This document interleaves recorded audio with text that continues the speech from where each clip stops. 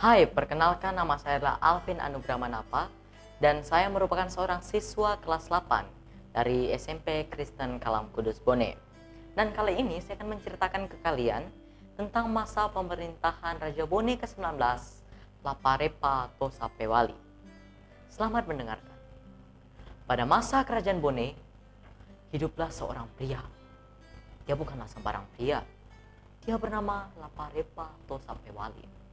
Laparepa Tosapewali ini merupakan putra sulung dari Raja Bone ke-16 yang bernama Lapatau Matanatika dan memiliki ibu yang bernama Siti Maria Makareng Patukangang.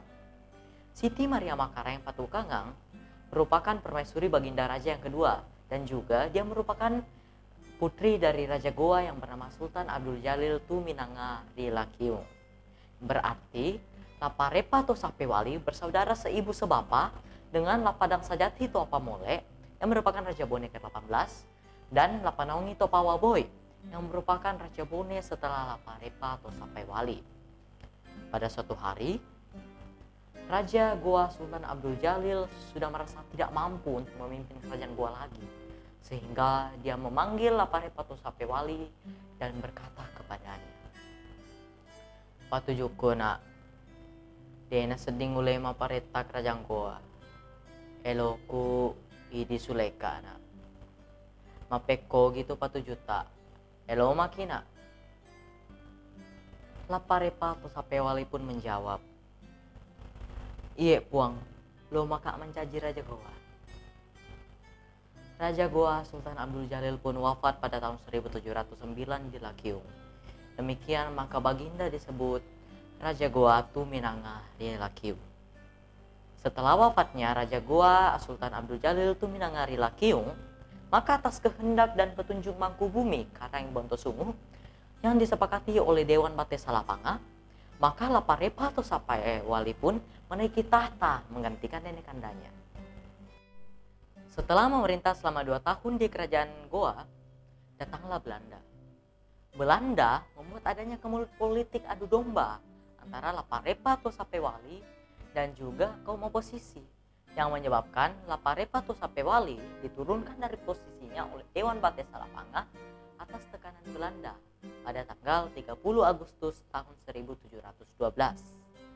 Pada tahun itu juga, setelah Laparepa Tosapewali sudah tidak menjadi Raja Goa lagi, ia pun diangkat menjadi Datu Sopeng atau Raja Sopeng yang ke-20 oleh Dewan Pemerintah Adat Kerajaan Sopeng pada masa itu. Setelah 6 tahun menjabat sebagai Datu Sopeng, Raja Laparepa Tosapewali pun menjadi Raja Bone atas pelimpahan tahta kerajaan Bone yang sebelumnya dipangku oleh saudaranya yang bernama Lapadang Sajati Toapamole yang disepakati oleh Ade Pitue. Ia menjabat dari tahun 1718 hingga 1721.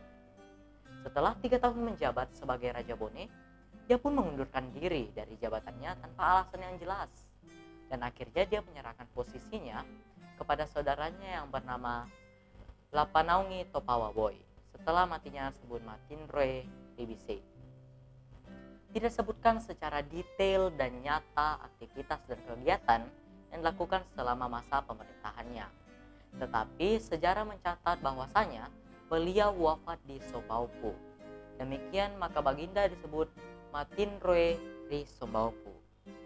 Nilai moral yang bisa kita petik dari cerita ini ialah barang siapa yang setia dalam hal-hal kecil, maka ia juga akan dipercayakan pada hal-hal yang lebih besar lagi.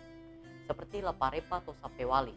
Meskipun ia sudah difitnah hingga harus turun dari jabatannya, tetapi Laparepa Tosapewali tetap dipercayakan menjadi Datu Sopeng, bahkan dipercayakan menjadi Raja Bone.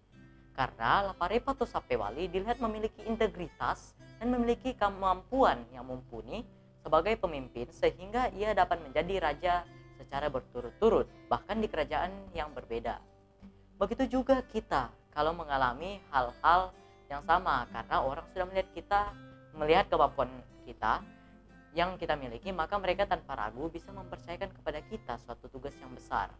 Demikian cerita saya tentang pemerintahan Raja Bone ke-19, Laparepa Tosapewali. Semoga cerita ini dapat bermanfaat bagi kita semua. Sekian,